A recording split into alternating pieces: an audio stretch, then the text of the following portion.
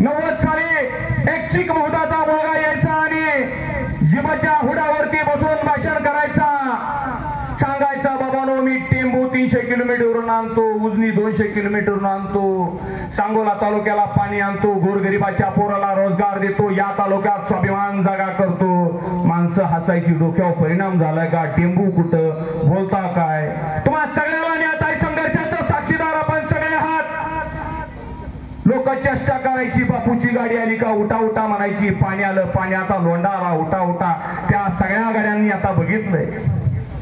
उजनीचा 2 TMC पाणी स्वर्गीय बाळासाहेब ठाकरे उपसा सिंचन योजनेचा जन्म या महाराष्ट्रात कुणी जर घातला असेल तर त्याचा जनक आहे आमचा नेता शहाजी बापू पाटील. मित्रांनो, 900 कोटीचा निधी आणलाय महाराष्ट्रातील एका नेत्याने सांगायचं, बापू एवढा निधी कोणी आणलाय का.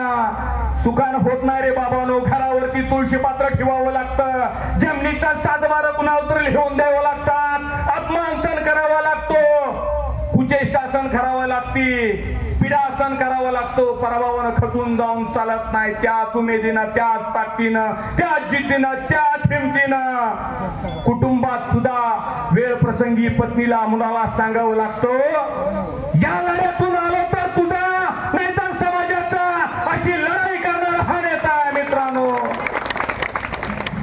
या तालुक्यामध्ये एक गाव दाखवा ज्या ठिकाणी आमदार साहेबांच्या माध्यमातून काम चालू नाही.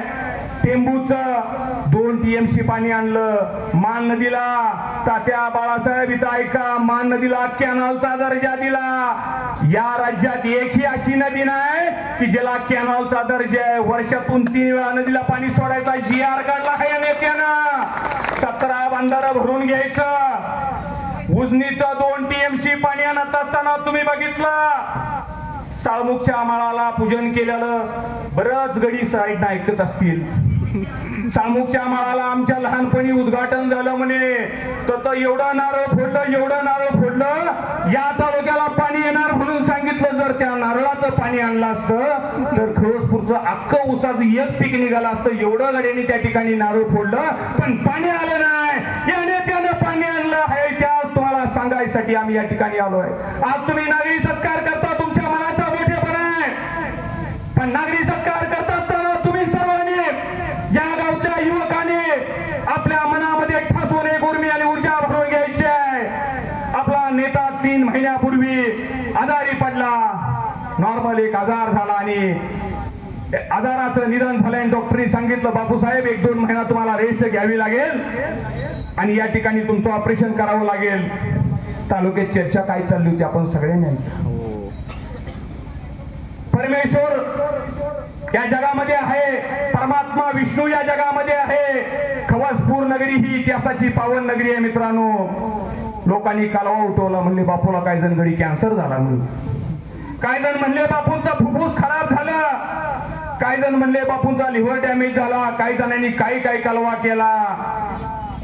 मित्रांनो, ज्या दिवशी महाराष्ट्राचा लोकनाथ एकनाथरावजी शिंदे साहेब बापूंना भेटायला आले, बापूच्या बेड जवळ जाऊन एकनाथ शिंदे साहेबांनी विचारलं, बापू काय आता तब्येत काय म्हणते.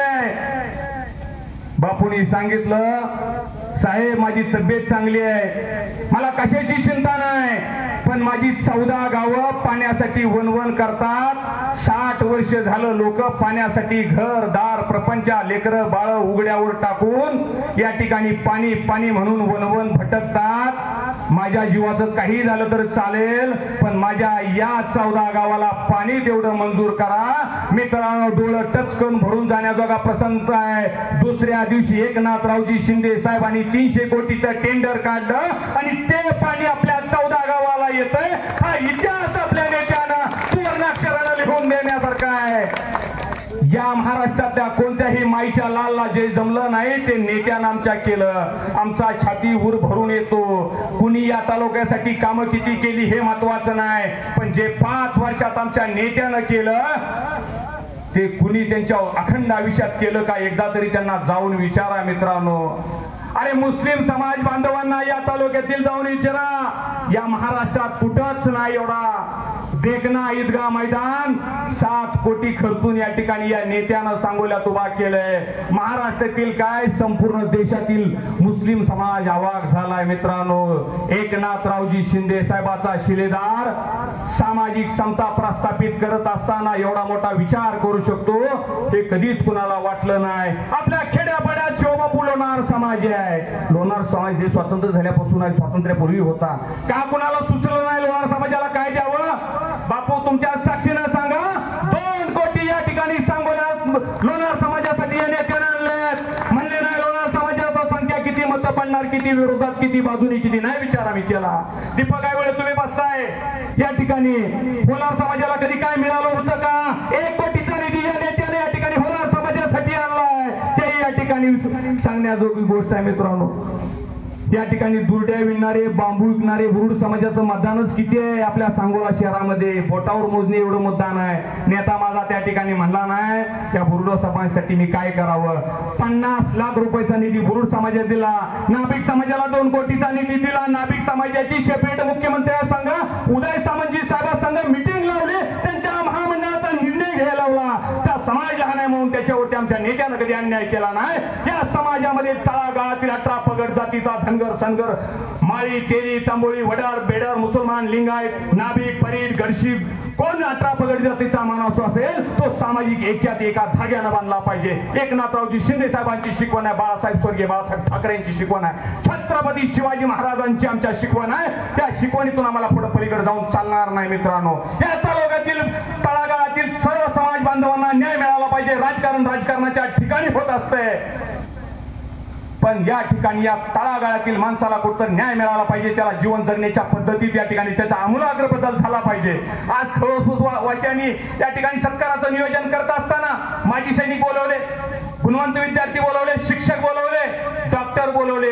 निश्चितपणे समाज घटकामध्ये आमचं योगदान खूप मोठं आहे.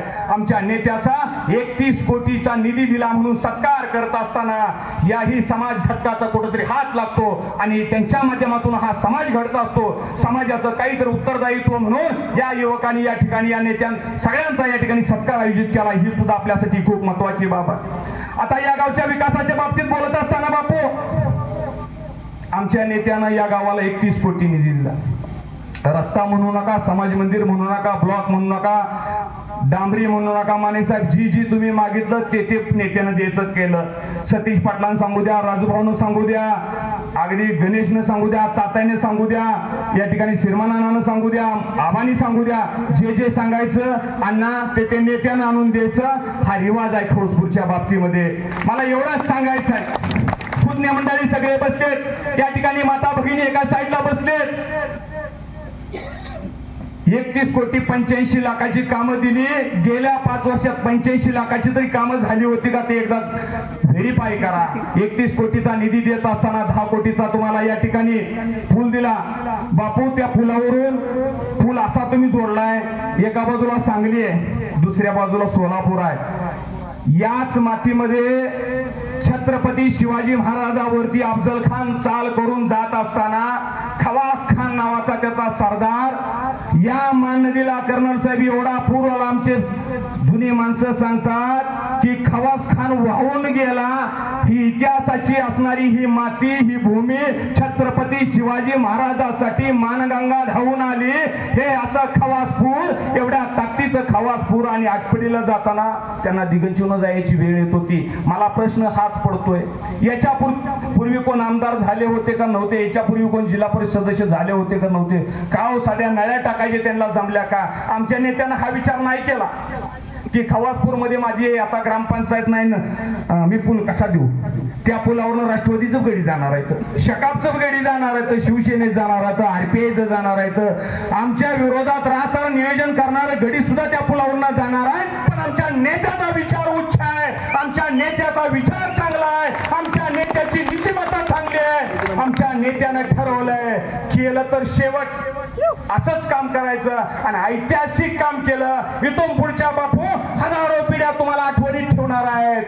शहाजी राजाराम पाटील नावाचं चिक महोदाचं एक पोरग राजकारणात समाजकारणात ताकदीनं आलं आणि या तालुक्याची चक्र फिरवत असताना माझ्या खवसपूरचा काया पालट केला आणि कधीच नव्हता असा 2 जिल्ह्याला जोडणारा सेतू